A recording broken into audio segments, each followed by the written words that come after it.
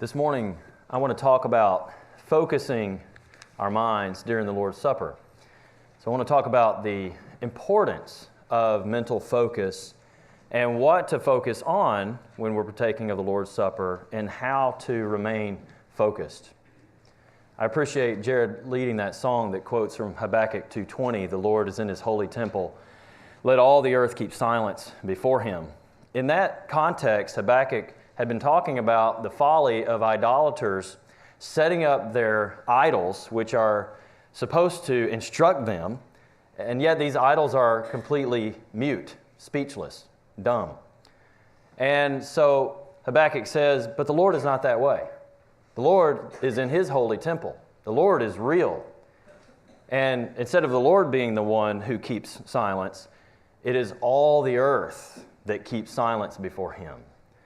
And the idea of that is that we need to have reverence and awe in the face of our Creator. It is before Him and His Son that we have gathered this morning. Worship is entering into God's presence. Psalm 100 and verse 4, enter His gates with thanksgiving and His courts with praise. So we have entered God's gates and we are in the Lord's courts today. Doesn't have anything to do with this church building. We could be gathered under a tree. Worship is entering God's territory and the territory of His Son. And so we need to worship with all we've got. Psalm 100 and verse 103 and verse 1. Bless the Lord, O my soul, and all that is within me. Bless His holy name. All that is within us, since we are in His very presence. Well, those things apply to the worship service in general, but what about the Lord's Supper in particular and focusing our minds there? Well, the Lord said, do this in remembrance of me. He didn't just say, do this. In other words, He doesn't simply want us eating of the unleavened bread and drinking of the fruit of the vine and going through those motions. He wants us to do it in remembrance of Him, which requires concentration and focus and even meditation as we partake of the Lord's Supper. Paul said in 1 Corinthians 11, we must examine ourselves. Verse 28, but a man must examine himself, and in so doing he is to eat of the bread and drink of the cup. So what did Paul mean when he said examine ourselves? Well, I've talked about this before. In that context, Paul was rebuking the Corinthians for using the Lord's Supper just to fill their stomachs. That they had turned it into a common meal, and their minds weren't engaged in the right purpose at all. So he reminded them that this is a memorial meal. And then he said that each man must examine himself. So what he meant is we need to think about, while we're partaking the Lord's Supper, are we doing it for the right reason? Ask yourself, am I engaged? Is my mind engaged? Am I doing this for the right reason and with the proper focus? So we all understand these things. I've not told you anything new. But the truth is we can get distracted. We can lose our focus from time to time. If we're not careful, we can spend the entire time that we're supposed to be remembering the Lord as we're partaking of the Lord's Supper, just thinking about random things. You might think about last night and what a good time you had with your family or with your friends. You might think about how tired you are because maybe you stayed up too late and you have just different random thoughts going through your head. Instead of focusing on the one thing that we're supposed to be focused on, which is on the Lord and what He did for us. So how do we do that? How do we stay focused? Well, there are, first of all, some preventative measures, like getting adequate sleep on Saturday night. You might think, it's the weekend. Stay up late. Kids, it's the weekend. It's okay. Stay up late. Well, Saturday night that's the night before the Lord's Day.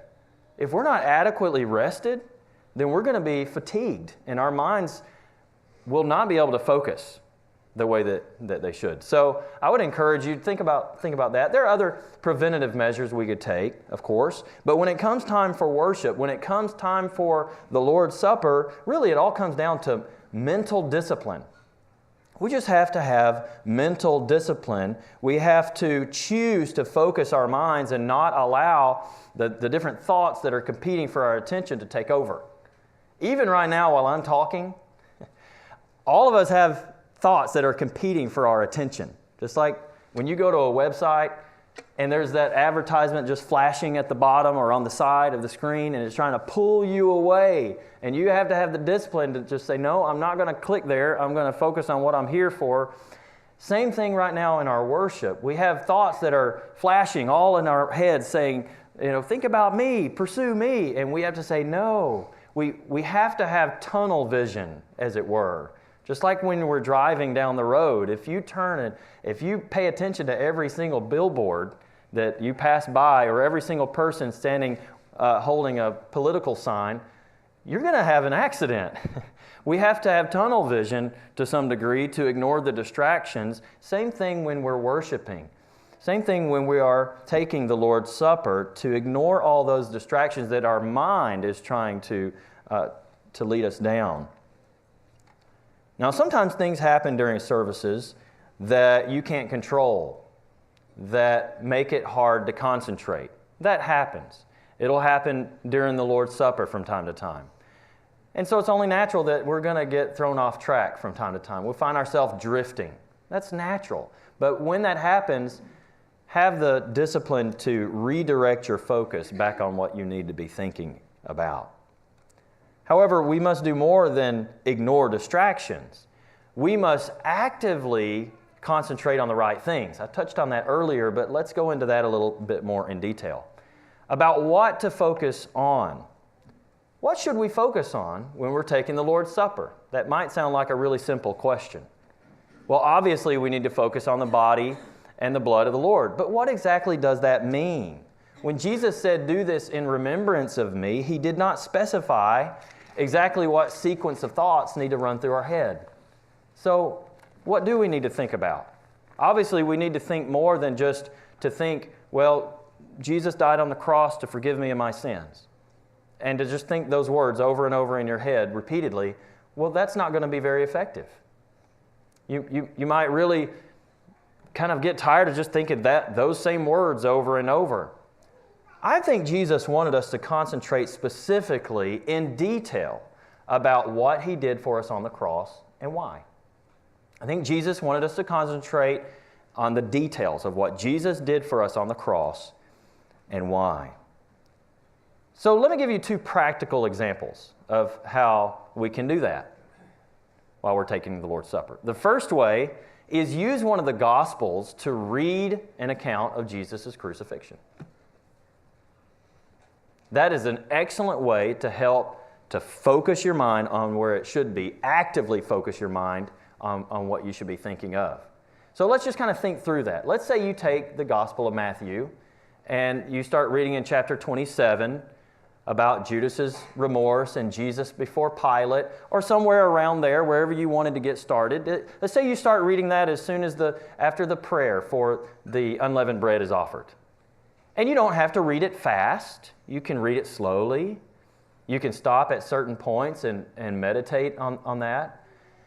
And then you stop your reading whenever the prayer for the vine is offered, and then continue your reading. And read right on through the resurrection and so forth, if you want to do that. I think that is all very appropriate, all together, what we need to be thinking about with the Lord's Supper. I know a lot of Christians who use that method. So I would encourage you to do that, especially if you find it hard to focus. You can use Matthew's account or any of the other Gospels. Another method, and this is the method that I most often use, is I like to think about, specifically when I'm taking the unleavened bread, think about the suffering Jesus endured in His body, as a human, in the flesh. And when I take of the fruit of the vine, I think more specifically about His death. Now let me explain why I do that and a little bit more about that. So when Jesus was commanding the Lord's Supper to be taken in Matthew 26, and he took the bread and he told His apostles, "Take, eat, this is my body." This is my body. So where my mind goes there is I think, well, the only way Jesus could suffer on the cross is by being in the flesh. He left heaven. He came down and took on human form. And so therefore, in the body, he was scourged. In the body, he had that crown of thorns placed on the head. In the body, he was spat upon and ridiculed. In the body, he was forced to carry the cross until he could bear it no more. In the body, he was nailed to that cross. His flesh did all of that and endured all of that. And I don't just think about, of course, the suffering itself, but as we talked about last week I think about why. Why did he do all of that? He did it for me. He did it because he loves me. And he did it because I'm a sinner. So I make it very personal. Those are the thoughts I have as I take of the unleavened bread. Now, when it comes to the fruit of the vine, I hone in particularly on the fact that not only did Jesus suffer, but he died. He died. Why do I think about that when I am taking the unleavened bread? I mean, some might like to instead think of Jesus' suffering and his bleeding and everything when they take of the fruit of the vine and not the unleavened bread. But the reason that I focus on his death particularly is because of the Old Testament and what the meaning of blood being given is. Leviticus 17 in verse 11, "For the life of the flesh is in the blood, and I have given it to you on the altar to make atonement for your souls." So Jesus might as well have told his apostles, "This is my life which is poured out for you." When he said, "This is my blood," he might as well have said, "This is my life which is poured out for you," because life and blood are correlated. The idea that this is my blood is not, disciples, I simply want you to think about the fact that the fruit of the vine represents that red stuff that came out of my wounds and dripped down all over my body. Now, certainly, it's very appropriate to think about that. That's part of thinking of Jesus' suffering. But the meaning of his blood is so much deeper than just that he was in pain and he bled. It represented the fact that, like with Old Testament sacrifices and the blood of those sacrifices being poured out at the basin at the foot of the altar, so it was with Jesus, that his blood was poured out, his life was poured out and given for us. He didn't just suffer, he actually died. And again, why?